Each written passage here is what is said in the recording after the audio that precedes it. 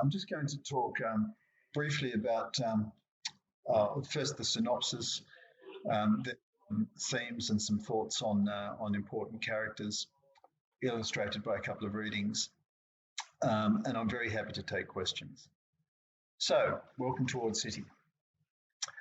In 2023, and after years of international condemnation for its treatment of refugees, Australia reversed its closed border policy and said to the world, "Welcome, you are free to come to Australia, but you must spend the first 7 years in the temporary citizenship zone around the Ord River." If everybody knows, the Ord River is in northwest WA. 7 years later, Ord City has become Australia's third largest city with 2.5 million people getting ready for the first wave, the first tranche of refugees gaining full citizenship and the right to settle anywhere they wish on Australia Day 2030. But mainstream Australia is passionately divided over Ord City, not least because of the risk of letting in terrorists. The story commences 2 weeks before the first wave, and dark political forces are bubbling to the surface. Agent Conan Tools is an Australian Federal Police investigator, and after screwing up a remote surveillance operation is sent to Ord City to look into an apparently routine gangland killing, but finds himself frustrated and confused by the questions that arise at every step. It becomes clear to Conan that something very weird is going on, but he is under pressure to wrap up the investigation and come home.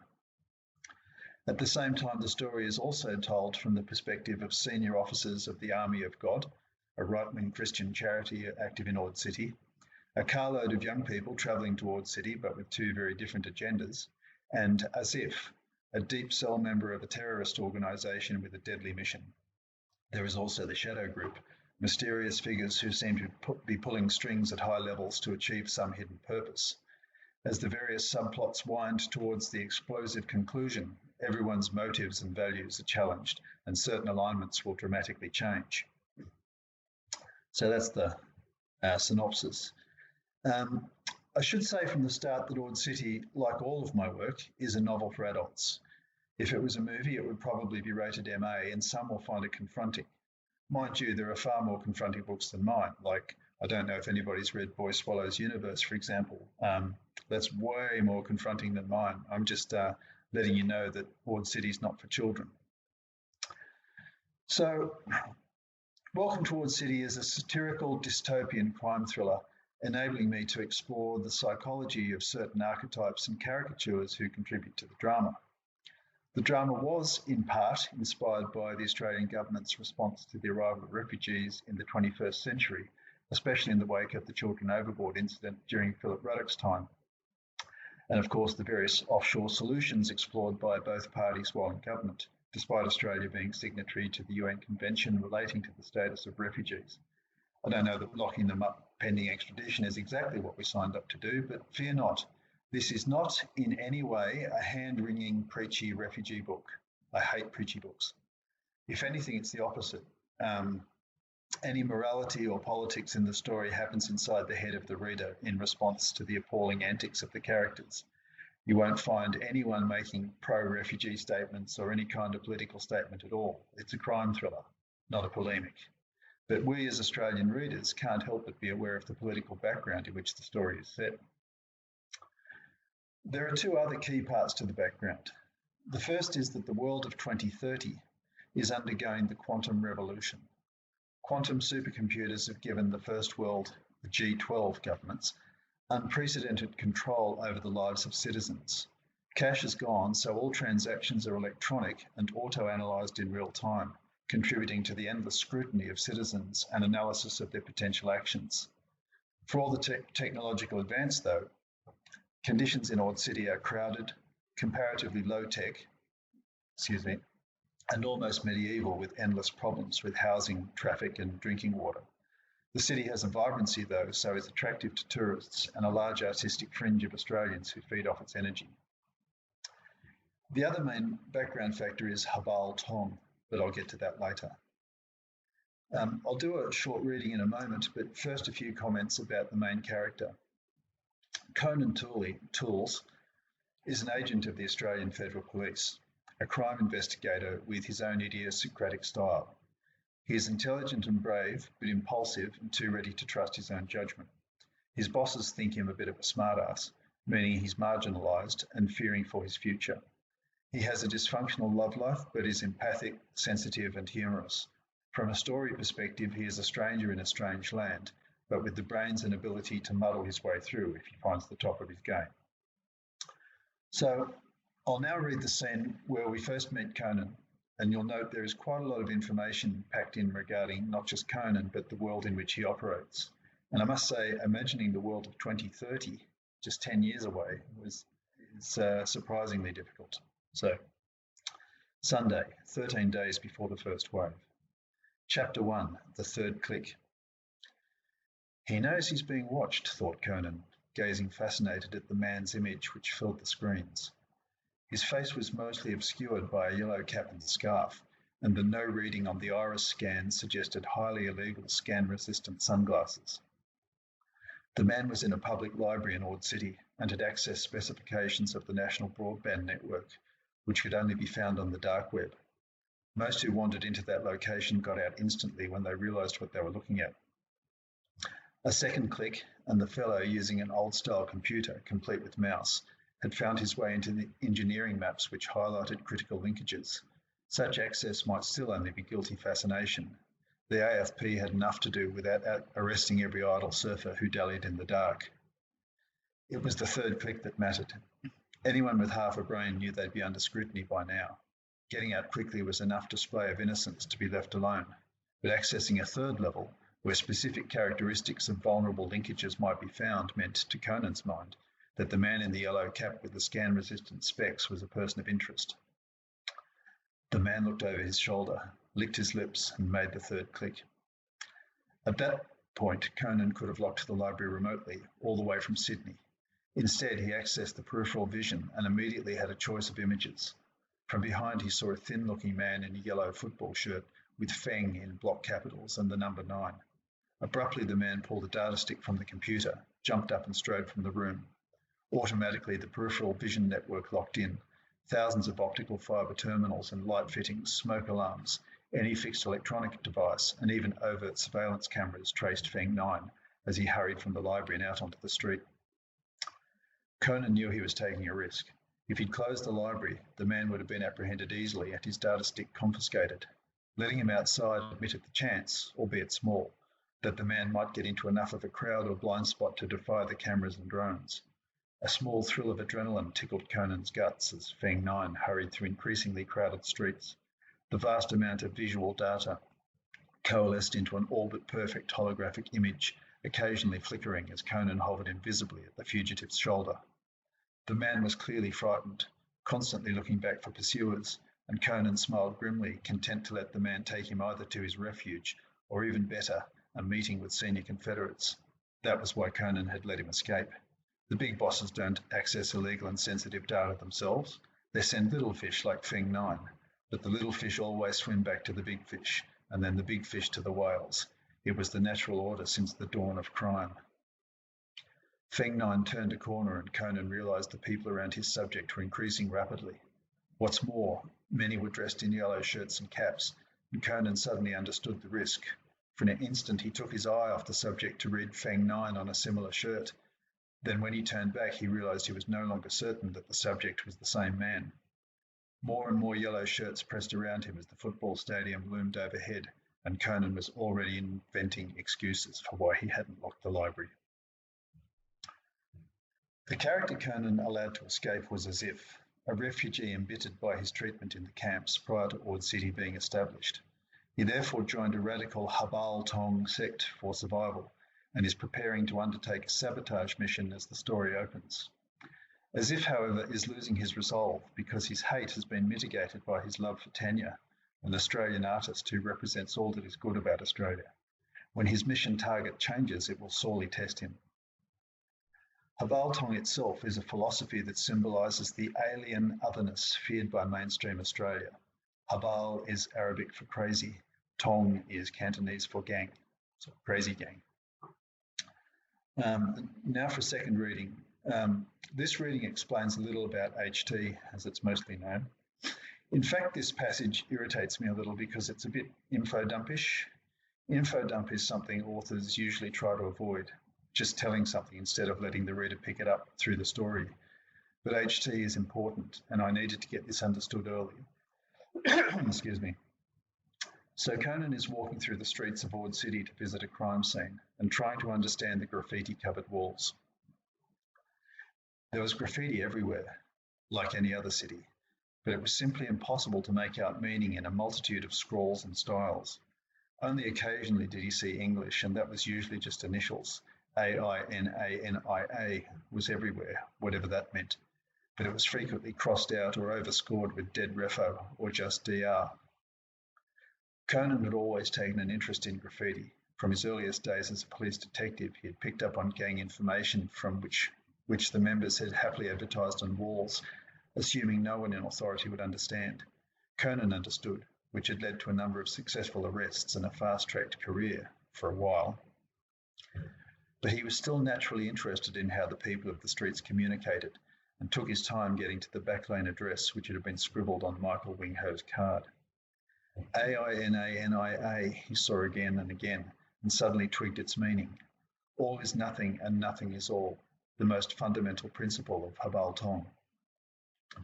Perhaps the most interesting thing about Ord City was the way so many different races and cultures had blended in such a short time, despite so many ancient conflicts.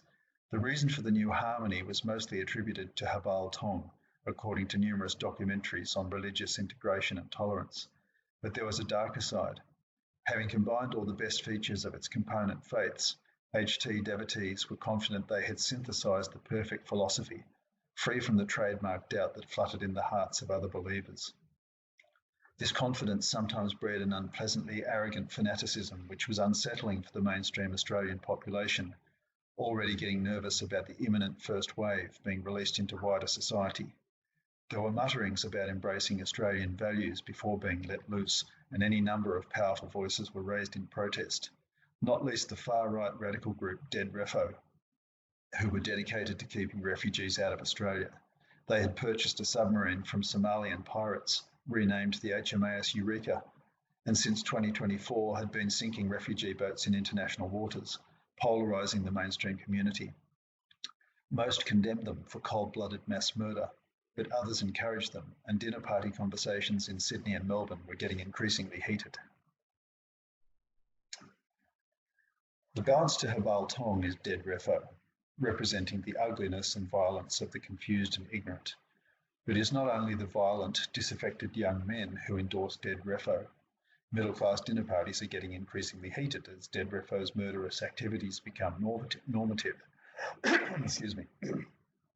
This represents the way far-right extremism can become acceptable to a middle class threatened by alien otherness. We've seen this happen in first world democracies before. Of course, little of this is actually spelt out in the story. That would rapidly become very boring, but the reader does pick it up as they go. There's almost no ideological debate, but what there is played out between Robbie, Chris, Lemon, and Tim travelling towards City in a car together. All of them could be regarded as uneducated, naive, and poorly informed. Chris, for example, blames refugees for him being out of work, despite the fact that he quit his last job. He therefore wants to join Dead Refo and drags his best mate Robbie along with him. Robbie is fundamentally apolitical but goes along with Chris due to his fatalistic response to being rejected by the girl he loves. So here's a third reading. In this passage, excuse me, Robbie and Chris are driving through the desert and stop for lunch at a roadhouse. Again, we learn a bit about the characters, but also their world and their obsessions. The beer was cold and tasted like heaven. There was a bar and bistro attached to the roadhouse and, excuse me, after filling up on 50-50, Robbie and Chris found themselves in a cool, dim paradise that smelt like old beer and stale sweat. It was a strangely pleasant smell, and Chris breathed deeply as he relaxed into the padded booth seat, cracked and polished by the asses of a million truckies. You know what I like most out here? What? The freedom from technology. Robbie knew exactly what he meant, but also knew that Chris would need to explain every aspect of his point in case there was some obscure nuance that might have eluded him. Robbie let Chris talk, He was happy in the dim cabin of the bistro and just wanted to relax before braving the heat again. The worst part of the day was yet to come, and if he could get Chris into one of his alcohol-fueled rants, then they might spend all afternoon in the bistro and drive on again after the sunset. Computers don't rule your life out here, said Chris, after a long swallow of beer. Robbie flexed his wrist, upon which he wore his Osbrace, which he just used to pay for petrol and beer. Chris saw the gesture and shrugged. Well, they do, of course, but it's not so in your face like it is everywhere else. The boys were both 21 and could remember back when Australia still used plastic paper and cards for money. But since the quantum revolution in the mid-20s, many things had changed. Cash had disappeared, so all transactions were electronic. There had been an immediate short-term recession as the economy adjusted to the end of cash, but it soon bounced back and profound societal changes followed, especially in the field of crime. You got nothing to hide, you shouldn't be worried about it, said Robbie, knowing that Chris couldn't resist taking the bait, which would mean at least another hour in the bar. It's not about guilty consciences, insisted Chris. It's about the government having too much bloody power. They know what we're going to do before we do. They don't know why we're going to Ord City. No, but they already know we're headed that way, said Chris, glancing over his shoulder. They know everything about our personalities and tastes because they know everything we've ever bought, read, eaten, done or said. Seriously, I would not be surprised if they were secretly analysing our shit. Robbie laughed. What could that tell? Chris paused, staring into his beer for a moment. They'd know you don't eat chili, rice, tofu or bok friggin' choy. So? Say you're heading to Ord City and you don't eat Asian crap. That means you're not going up to join Habal Tong. You just got sacked from your job when jobs are really hard to get, unless you're a bloody refo. The shit analysers might think it's obvious why you're headed to Ord City. The stark contrast with Robbie is Lemon. She starts out as a counterculture demagogue, voicing the tenets of Habal Tong, but mainly to justify her own selfish and narcissistic yearnings. She tyrannises Tim, who is absurdly in love with her, until she dumps him for Chris and switches her allegiance to dead refo in a bid to find her way up a hierarchy. Any hierarchy, like those appalling politicians who swap parties. They have no real dedication to any cause or ism, they just want to play first grade. Lemon's relationship with Chris is the consummation of blind hate and rage with selfish ignorance and opportunism, the classic hate-hate relationship. The other main players are those representing the Army of God, a Christian charity active in Ord City. The AOG itself represents the radical Christian right in Australian politics. Some of its members genuinely wish to serve God and do good works on behalf of the church, but the leadership are mainly interested in power and will do anything to preserve or increase it. The Army of God operate on the fringe of what Conan comes to call the shadow group, mysterious figures pulling strings in the background to effect some dark and mysterious purpose. We know, or guess, that something is planned for the Illumination Festival the night before the first wave get their full citizenship. The clock is ticking. Conan, as the main protagonist, has several potential love interests. He is separated from a wife we never meet, who left because she found Conan too hard, too intense and impenetrable. He has been vaguely involved with Lucia, his AFP colleague who is off limits, but who continues to do him favours despite putting her job in jeopardy. Conan owes her and feels conflicted being interested in anyone else. Nevertheless, the other two are Ming, a Chinese-Australian doctor working at the Army of God Hospital, and AOG Captain Melody Roberts, an unfriendly woman who is in a relationship with Major Lamas, an AOG leader. Conan's investigation leads him to the chapter house where Captain Roberts is in charge. Can I just ask how we're going for time? This is the last reading.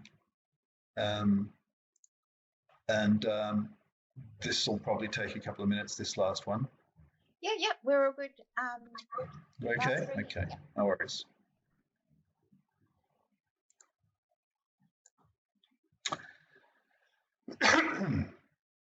So Conan's just walked into Captain Roberts' chapter house.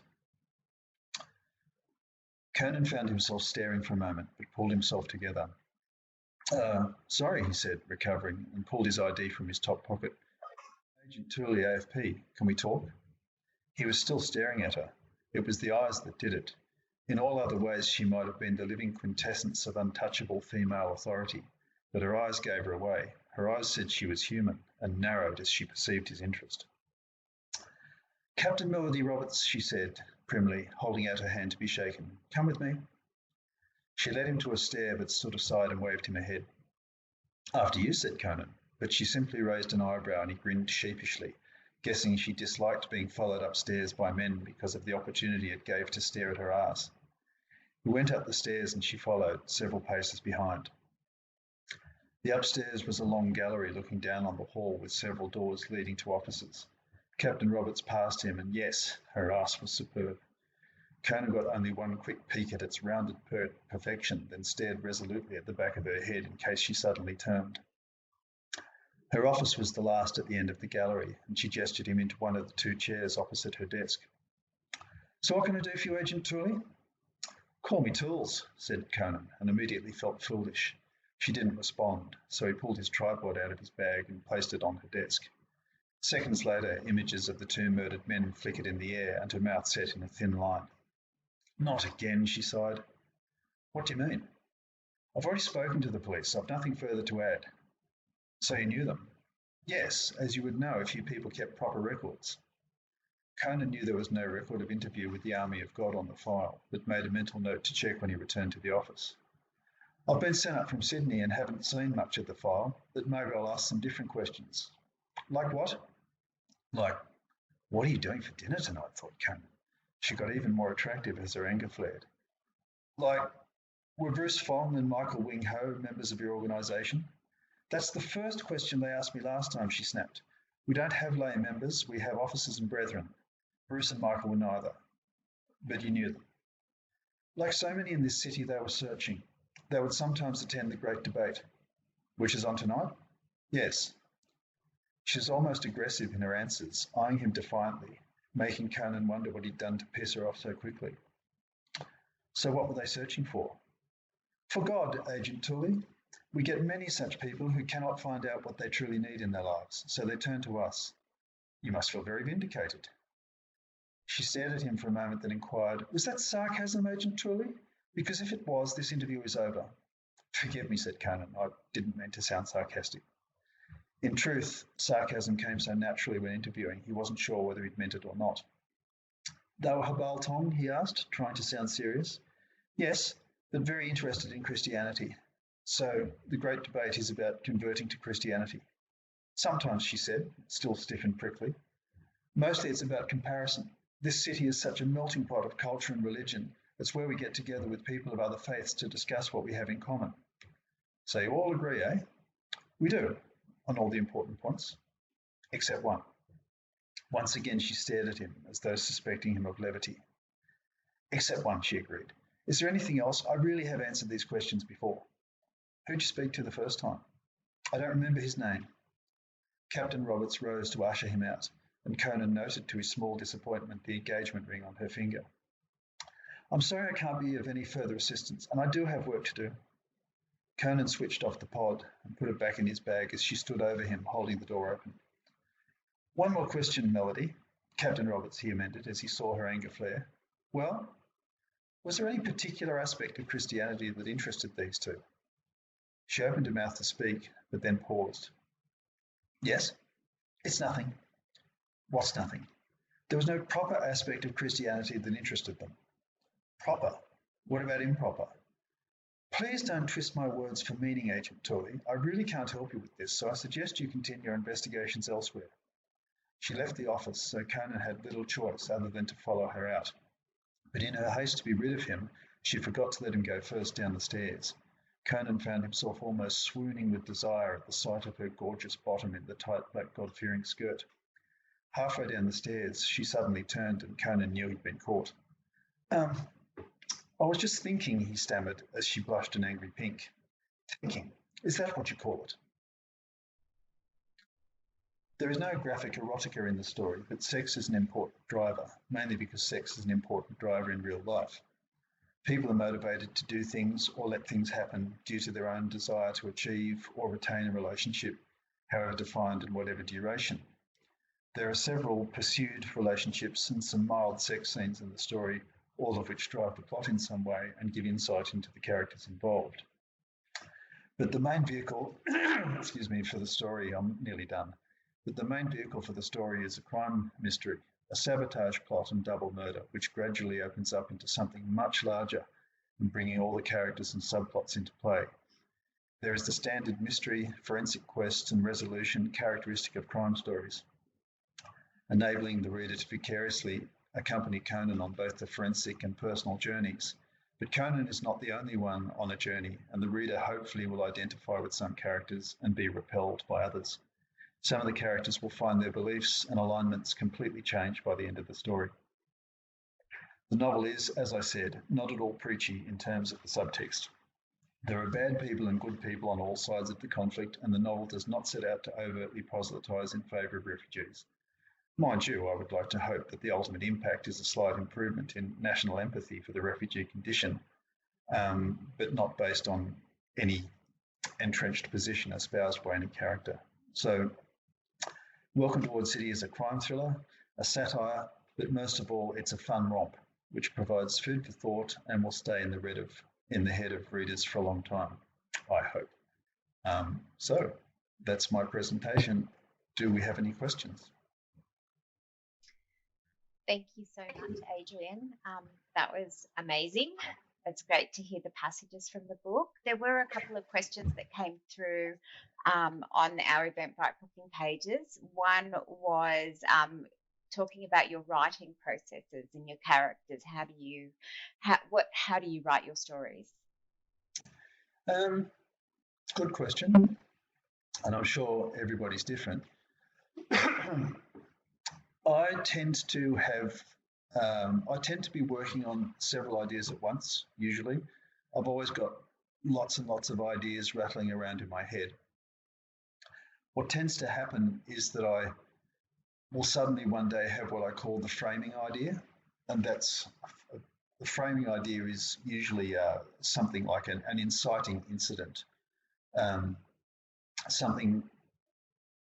I suddenly have this particular idea, which will typically be the start of a story, and a bunch of the other ideas that have been rattling around suddenly go click, click, click, click, click into this framework, and I suddenly think, wow, I've got a whole bunch of ideas have exploded off each other, and I find myself writing frantically, notes about the premise, notes about the plot, notes about main characters, and I'll even burst into actual prose, and I'll typically write 20 or 30 pages straight away of the opening to a story, and then further notes about what might happen later, and even sometimes the ending.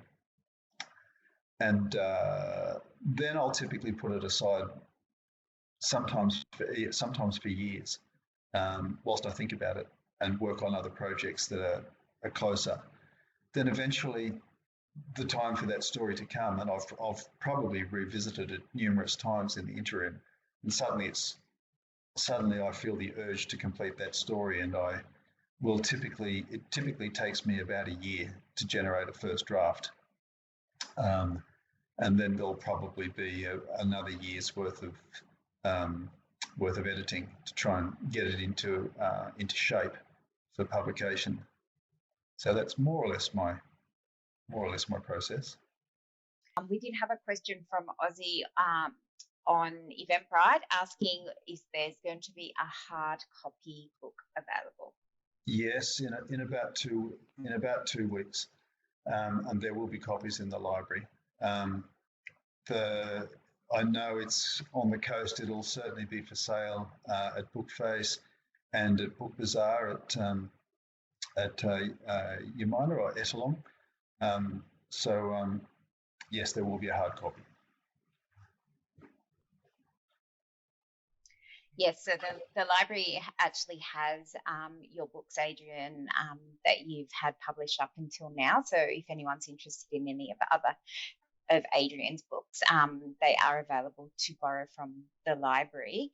And once we get Welcome to Ord City in, we will make that available to you guys as soon as you can. Just wanted to say thank you very much to Adrian for joining us. It was very, very lovely to have you come and speak today. Like I said, you're a local author, and it's great to hear your voice. Thank you so much, and thank you everyone for joining us. And we hope to see you again soon. And good luck with the book promotion, Adrian. Thank you very much, Kathy, and thank you everybody for attending. Thank you. Thanks, Bye-bye. Bye.